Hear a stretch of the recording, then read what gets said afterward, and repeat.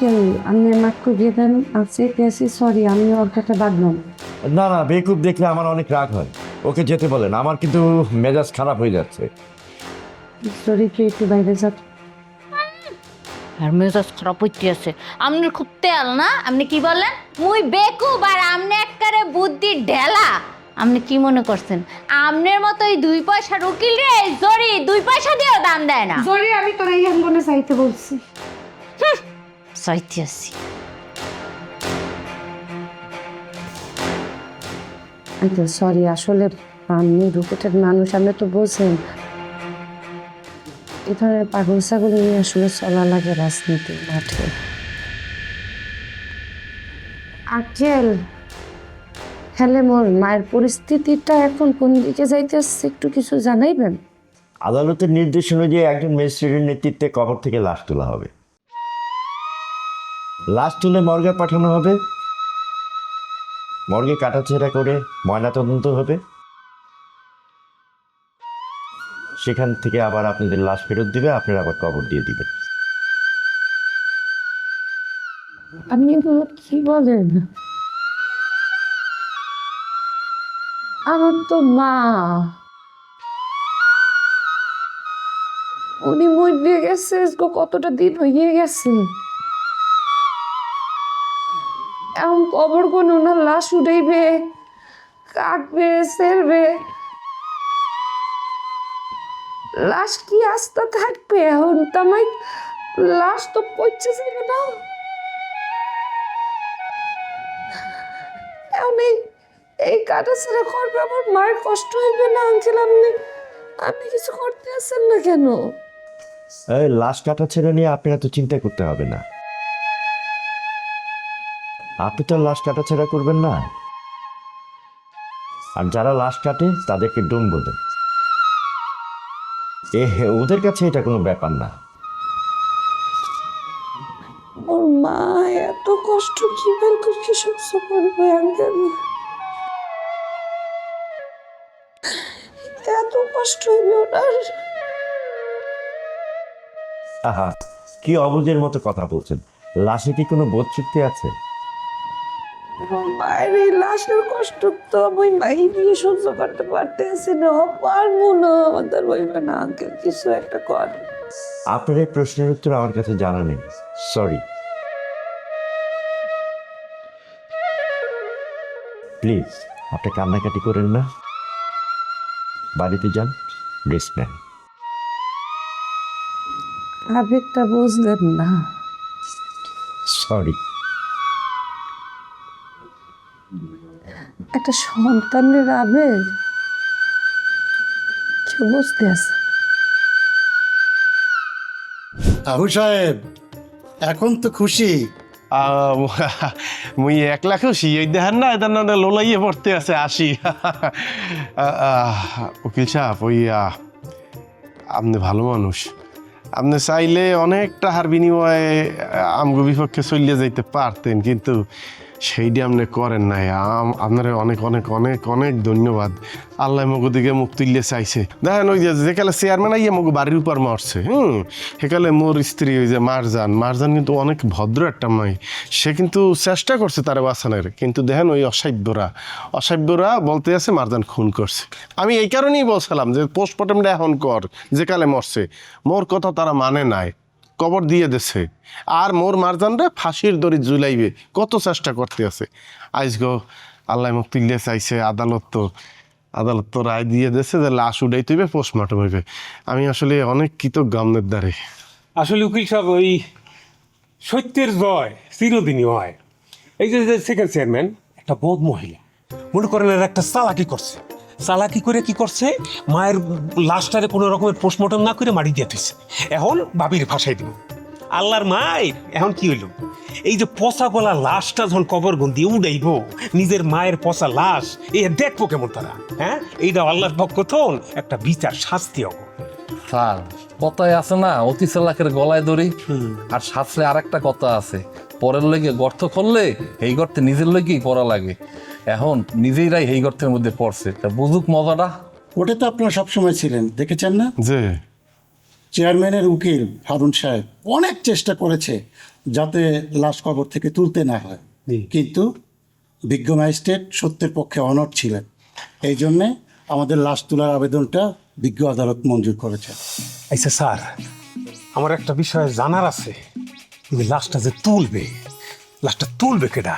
Second chairman আর হ্যার মামা না কে? এটা একটা প্রসিডিওর আছে।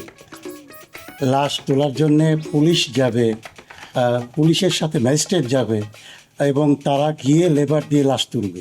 তোলার পরে এটা মর্গে পাঠাবে। মর্গে পাঠাইলে এখানে ডোমরা এটা কাটাছেড়া করবে। পরবর্তীতে পোস্টমর্টেম শেষ হলে লাশটা যাদের লাশ তাদের কাছে ফেরত দিয়ে দিবে।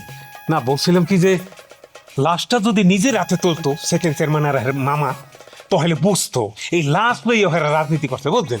আচ্ছা স্যার, এই লাশটা উড়াইবে কবে? এইরকম একটা মানুষের লাশ মরার পর একদিন পর উড়াইবে, লাশটার অবস্থা কি হয়েছে, পচছে না গলছে, আমরা একটু গ্রামবাসী আনন্দ করতে করতে যাবো। এই মহিলা কি না কষ্ট দিয়েছে আমাকে এই গ্রামবাসীরে। এই মিলন, এই কি কও কি? হ্যাঁ, কি কও? সরি, একটা মানুষ মরিয়ে গেছে। হ্যাঁ, ভালো করছে মন্দ করছে, যেদিন মরছে সেই দিনই শেষ। বিচার সেজাই ওই পারে ভোগ করবে, ভালো করলে এটার ফল ভোগ করবে। তুই আনন্দ করবি। এই লাশ উডানের পক্ষে কিন্তু মুই ছিলাম না, প্রথম থেকেই ছিলাম না। তারা বাধ্য করছে। যদি মারজানের বিষয়ে তারা এই মিথ্যে মামলাটা না করতে, মারজানের এই হেনস্থটা না করতে, তাহলে আমি কোনো কেরমেই এই লাশ উডানের আবেদন করতাম না। বাধ্য হইয়া করছি। উকিল সাহেব, ওই আপনি মেলা কষ্ট করছেন, হ্যালে কি মোরা উঠুন? হ্যাঁ, উঠতে পারেন। আমার আর একটা কেস নিয়ে ব্যস্ততা আছে, আপনারা এখন যেতে পারেন। আপনার আসলেই ধন্যবাদ, অসংখ্য ধন্যবাদ। আচ্ছা, ঠিক আছে। জি, আসসালামু আলাইকুম।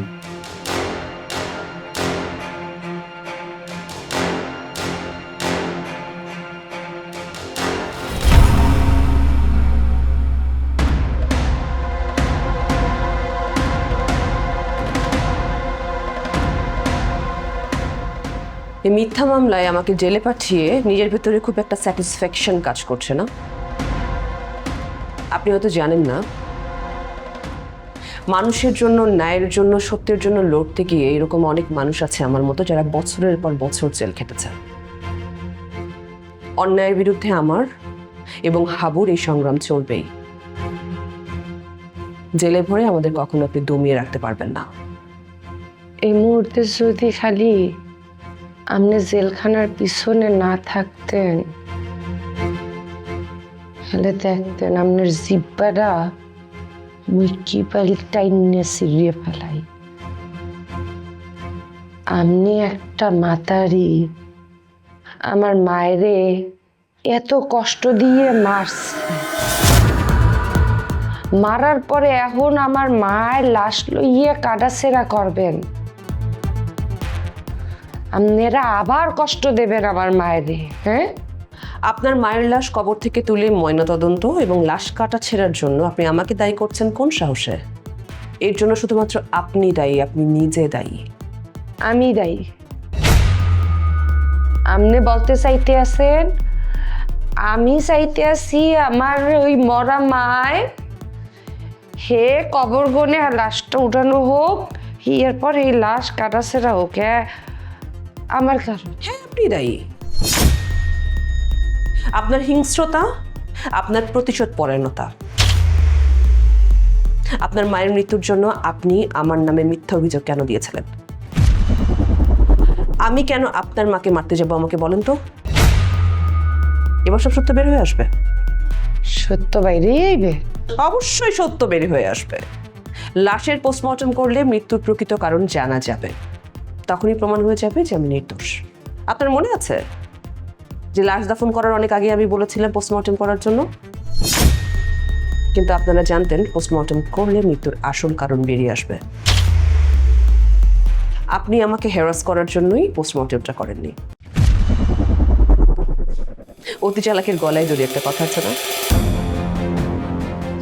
আর দুঃখের বিষয় হলো যে আমাকে এখন জেল খাটতে হচ্ছে বিনা অপরাধে। পোস্টমর্টম রিপোর্টে যখন সত্যটা বের হয়ে আসবে তখন কি করে আপনি আমাকে জেলের মধ্যে আটকে রাখবেন বলেন তো? পোস্টমর্টম রিপোর্টে আমনের নামই আইবে। কিভাবে?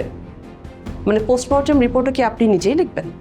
যদি প্রয়োজন হয় হলে হ্যাঁ, যদি প্রয়োজন হয় হলে মুই দোলন চাপা নিজে যাইয়ে তোর নাম লিখতে দিয়ে আসবো, তবুও তোরে আসামি করতে চান। আপনি নিজেকে যত চালাক মনে করেন, প্রকৃতপক্ষে আপনি একটা বিরাট সাইজের বোকা। দাফনের আগে আপনি আপনার মায়ের পোস্টমর্টেম না করে একটা ভুল করেছেন। এখন আবার ময়নাতদন্তের রিপোর্ট নিয়ে কোনো রকমের অসাধু চিন্তা যদি করে থাকেন আপনি, এর পরিণতিও আপনাকে ভয়ঙ্করভাবে ভোগ করতে হবে, এটা আমি আপনাকে বলে দিচ্ছি। এই সেমলি, এই তুই জানো মুই কেনা? মুই দোলন চাপা। তুই মোরে হুমকি দাও, তোর হুমকি ফুড লগে উঠিয়ে যায় আমার।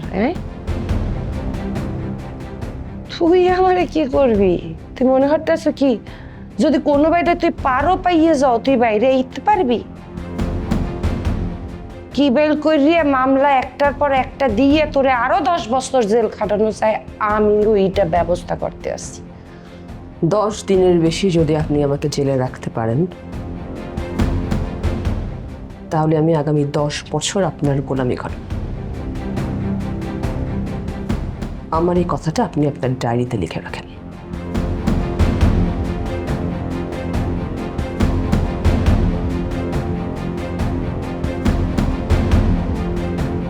কোন আল্লাহর মায়ের দুনিয়ার বাইর।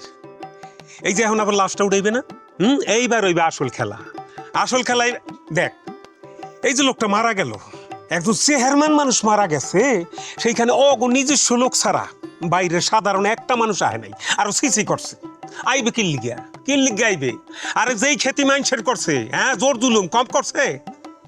এবার লাশটা উঠলেই আসল জিনিস বাইরিয়ে যাইবে, যে মারজান ভাবি যে নির্দোষ এটা প্রমাণ হয়ে যাইবে। অপেক্ষায় থাক। শালার লাশটা যত উড়াইছি আর দাফন করার দরকার কি? ওগরে চৌরাস্তার মাথায় বাস কারা করিয়া টানাই ধুয়ে দেই, মানুষ দেখে বুঝুক যে ভালো কাম করলে। কি ব্যাপার হাবু, তোমরা এখানে বসেছো? শহীদ ভাই, আমনে আমনে আমনে কোন? রাখো রাখো, তোমার সঙ্গে কথা বলার জন্য আমার ইচ্ছে করছে না এখন। ভীষণ বিরক্ত তোমার উপর আমি। কি ভাইয়া, মুই কি কোনো অপরাধ ধরছি? হ্যাঁ, অপরাধ করেছো তো তুমি। এত বড় একটা ঘটনা ঘটেছে, তুমি আমাকে জানাবে না? আমাকে সেটা ফেসবুক থেকে জানতে হবে, খবর থেকে জানতে হবে। ফেসবুকে দেখলাম রাস্তার মধ্যে মানববন্ধন হচ্ছে, মিছিল হচ্ছে মারজানের মুক্তির জন্য, মারজান অ্যারেস্ট হয়েছে, তোমার উপর এত বড় একটা বিপদ হচ্ছে, সেটা তুমি আমাকে জানানোর জন্য 1 মিনিট সময় পেলে না। আমি যে তোমার কতটা আপন সেটা তো তুমি বুঝিয়ে দিলে। ভাইয়া আপনি ভুল বুঝবেন না, মানে ব্যাপার কিছু চোখের পলকে ঘটতে গেছে।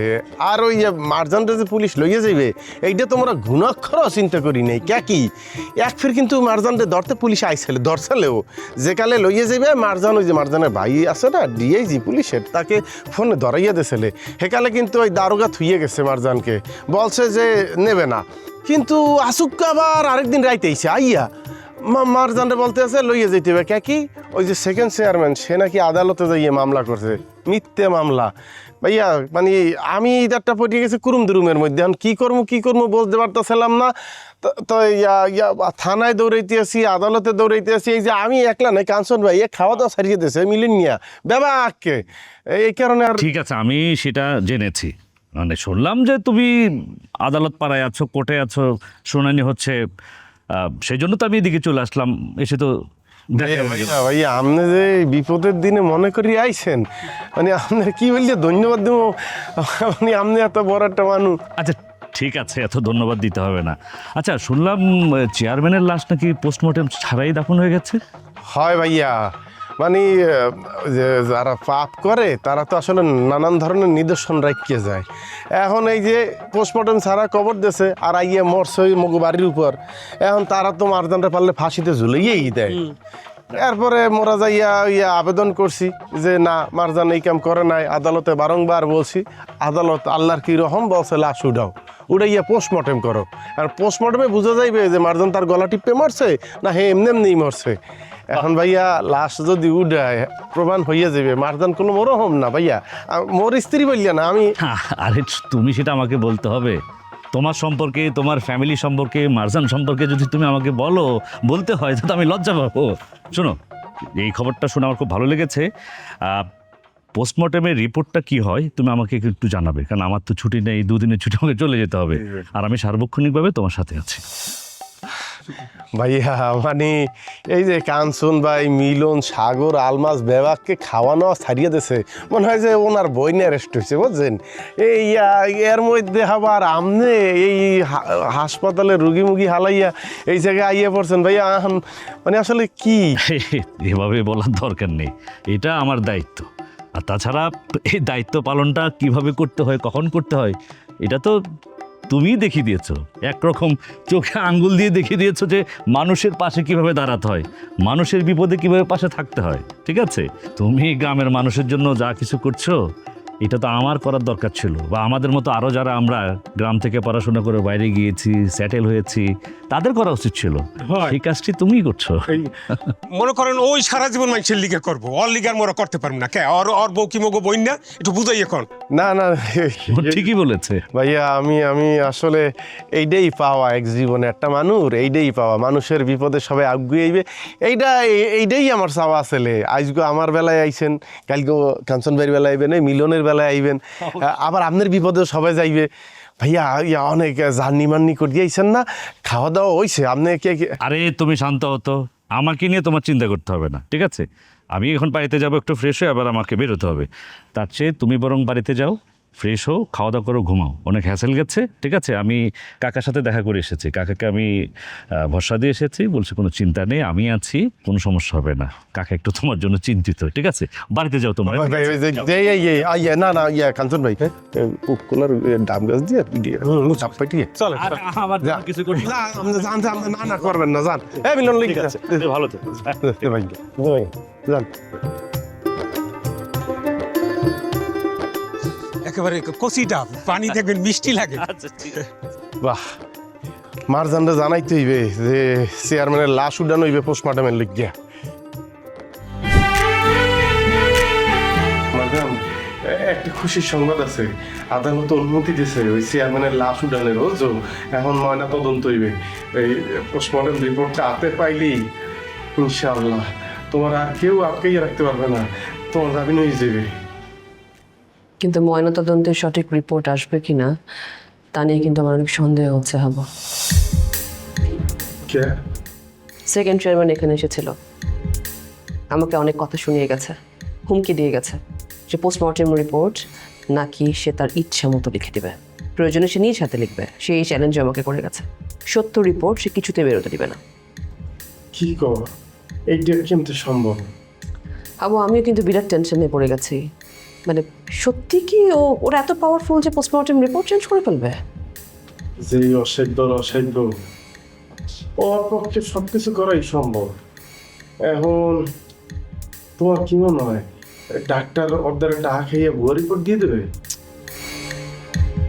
আমার তো সেটাই মনে হলো, কারণ সেকেন্ড চেয়ারম্যানের মতো মানুষেরা তাদের কালো টাকা ইউজ করে অনেক কিছু ডমিনেট করে।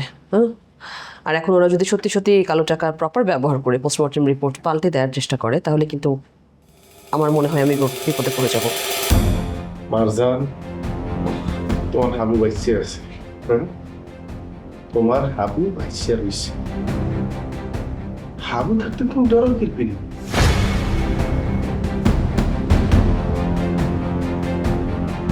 খালি একটু অপেক্ষা করে, একটু অপেক্ষা, প্রকাশ্য দিবলকে মারজান নির্দোষ, আদালতে এটা প্রমাণ হইবে। বেবাককে ফুলের মালা গলায় দিয়ে মারজান রে গ্যারামে লইয়ামু আপনার শোয়ের সামনে দিয়া পোস্টমর্টেম রিপোর্টটা হাতে পাইয়া বেশি। পোস্টমর্টেম রিপোর্ট বানাইবে কে? মেশিন। সেই মেশিনের টাকা খাও আমু, যাতে মেশিন আমার পক্ষে রিপোর্ট দেয়।